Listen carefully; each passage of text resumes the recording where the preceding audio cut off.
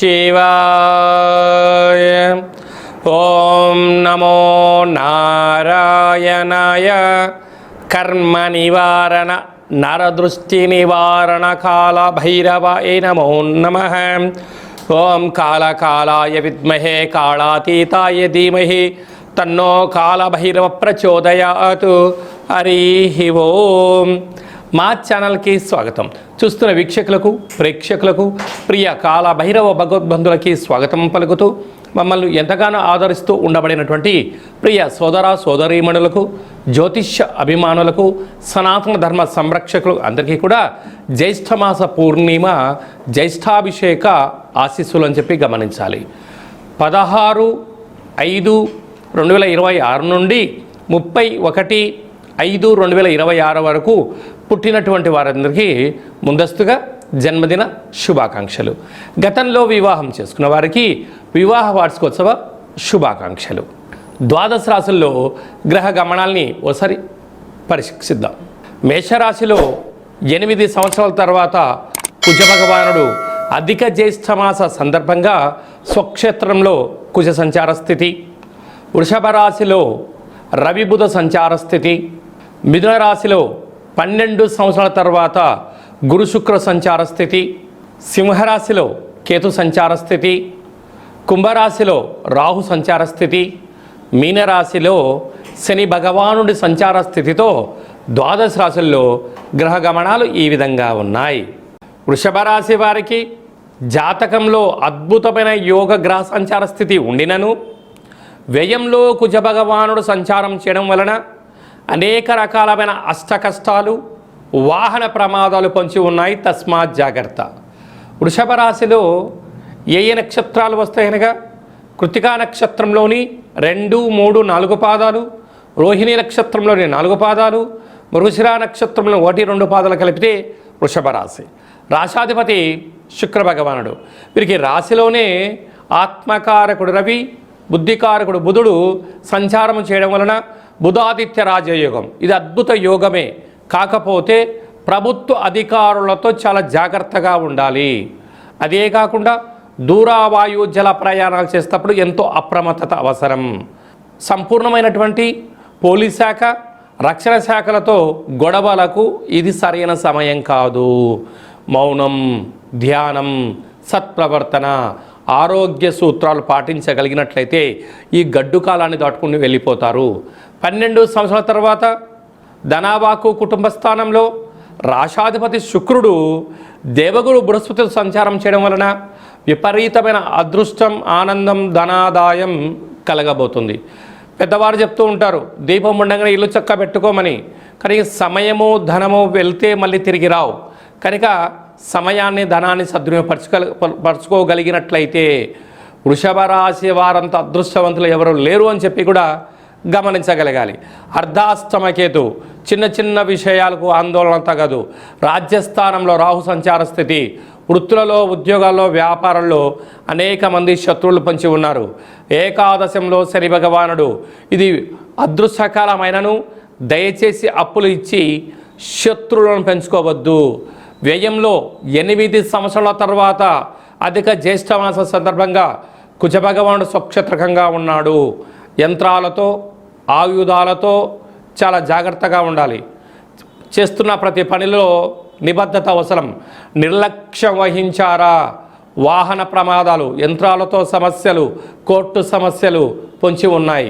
కనుక ఇలాంటి కాల సమయంలో జ్యేష్ఠమాస పూర్ణిమ సందర్భంగా వెడల్పాటి పాత్రలో తెల్లటి పాలను, తెల్లటి పుష్పాలను, తెల్లటి బియ్యాన్ని వేసి మీ మనసులో మంచి ఆ చంద్రుడిని చూస్తూ నమస్కారం చేసుకొని వీటిని తీర్థంగా స్వీకరించి తదనంతరము మేడి వృక్షానికి పోసినట్లయితే మీ యొక్క అష్ట కష్టాలకు ఈ క్షణం నుంచే స్వస్తి పలికి అష్ట ఐశ్వర్యం స్వాగతం పలుకుతారు అని చెప్పి గమనించాలి. మే నెలలో ద్వితీయార్థంలో ముఖ్యమైన పండుగల గురించి క్లుప్తంగా, సవివరంగా, సంపూర్ణంగా తెలుసుకుందాం. 21వ తారీఖున ఎన్నడూ లేనటువంటి విధంగా అధిక జ్యేష్ఠ మాసంలో గురువారము పుష్యమి నక్షత్రము అనగా తెల్ల జిల్లేడు వృక్షం దగ్గర పూజ చేసిన, తెల్ల జిల్లేడు యొక్క వేరు తీసుకొచ్చి సింధూరం పూసి ఇంట్లో పెట్టుకున్నా, ఒక లక్ష్మీ గణపతి హోమాన్ని చేసుకున్న అద్భుతమైన అఖండమైన రాజయోగం మన సొంతం అవుతుందని చెప్పి గమనించాలి. అలా చేసుకోలేనటువంటి వారికి తెల్లజిల్లేడు వృక్షం దొరకలేనటువంటి వారు ఈ కిదినమును సంప్రదించినట్లయితే, మీ గోత్రనామాలు పంపించినట్లయితే పూజ చేసి ఆ తెల్లజిల్లేడు యొక్క వినాయకుడి స్వరూపాన్ని వేరును మీకు పంపించడం జరుగుతుందని చెప్పి గమనించాలి. 23వ తారీఖున కాలాష్టమి అంటే కలియుగ కాలంలో కలి చేత, నరదృష్టి చేత, శత్రువుల చేత ఎవరైతే బాధపడుతున్నారో ఆ రోజు కాళభైరవ స్వామిని స్మరణ చేసిన, ఇంట్లో కూష్మాణ దీపాన్ని వెలిగించిన, కాళభైరవ అష్టకాన్ని విన్నా, సునకపు మహారాజు గారికి గారెల దండ వేసిన, అతిథికి ఆహారం పెట్టిన, కాళభైరవ స్వరూపంగా భావించి ఎప్పుడైతే చేస్తామో కష్టాలకు ముగింపు పలికి అష్ట ఐశ్వర్యాలకు స్వాగతం పలుకుతారు అని చెప్పి గమనించాలి. అలాగనే మనకు 31వ తారీఖున అధిక జ్యేష్ఠమాస పూర్ణిమ అంటే అధికస్య అధిక ఫలితము అంటారు.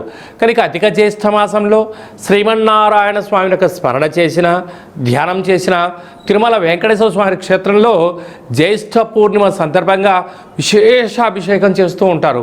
కనుక మన గృహంలో వెంకటేశ్వర స్వామివారి స్మరణ, పూజను, ఒక తులసిపాలను సమర్పించిన అంతే పుణ్య ఫలితం ఉంటుందని చెప్పి గమనించాలి. కనుక జ్యేష్ఠమాస పూర్ణిమ సందర్భంగా అంటే సాయం సంధ్య అంటే చీకటి పడ్డ తర్వాత 7:30 నుంచి అర్ధరాత్రి 11-12 గంటల వరకు గగనంలో తెల్లగా చల్లగా చంద్రుడు కనపడుతూ ఉంటాడు.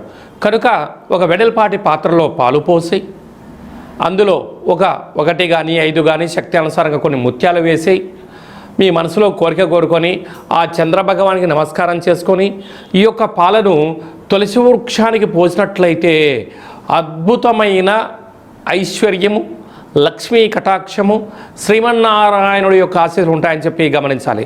అలా కుదరలేనటువంటి వాళ్ళు ఎవరైనా ఉన్నట్లయితే ఈ కింది నెంబర్ సంప్రదించినట్లయితే మీకు ఆ జ్యేష్ఠమాస పూర్ణిమ సందర్భంగా గగనంలో ఉండబడిన చంద్రుణ్ణి పాలల్లో దర్శింపచేసేటువంటి వీడియోను షూట్ చేసి మీ గోత్రామాలతో పూజ చేయించి ప్రసాదం మీకు పంపించడం జరుగుతుందని చెప్పి గమనించాలి. అలాగనే మీ వ్యక్తిగత జాతకం తెలుసుకోవాలనుకుంటున్నారా? మీ యొక్క పేరు, పుట్టినటువంటి తేదీ, నెల, సంవత్సరం, పుట్టిన సమయం రాసి వాట్సాప్ ద్వారా పంపించగలరు.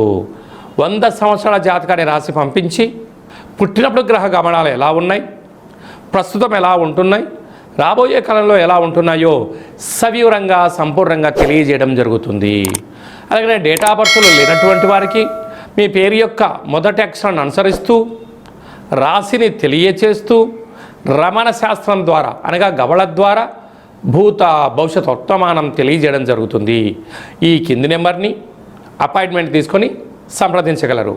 అందరికీ ఐశ్వర్యాన్ని, ఆనందాన్ని, అధిక జ్యేష్ఠ మాసంలో ఉండబడినటువంటి ఫలితాలు అందరికీ ప్రసాదించాలని కోరుకుంటూ మనసారా ఆశీర్వచనం. శతమానం భవతి శతాయు పురుష సతేంద్రియ ఆయుష్యేవేంద్రియే ప్రతిష్టతి ధనం ధాన్యం బహుపుత్రలాభం శత సంవత్సరం దీర్ఘమాయు సర్వే జనా సుఖినో భవంతు లోకా సమస్తా సుఖినో భవంతు సర్వం కాళభైరవ దేవతార్పణమస్తు. హరి ఓం. ఈ వీడియో నచ్చినట్టయితే లైక్ చేయండి, అనేక హిందూ భగవద్బంధులకి షేర్ చేయండి. ఆధ్యాత్మిక భక్తి సమాచారాన్ని అందరికన్నా ముందుగా మీరు వినాలి అనుకుంటున్నట్లయితే మా ఛానల్ని సబ్స్క్రైబ్ చేసుకొని గంట సింబల్ ప్రెస్ చేసి ఆల్ అనే బటన్ని నొక్కి ఈ యొక్క ఆధ్యాత్మిక సమాచారాన్ని అందరికీ తెలియజేయ. సర్వే జనా సుఖినో భవంతు.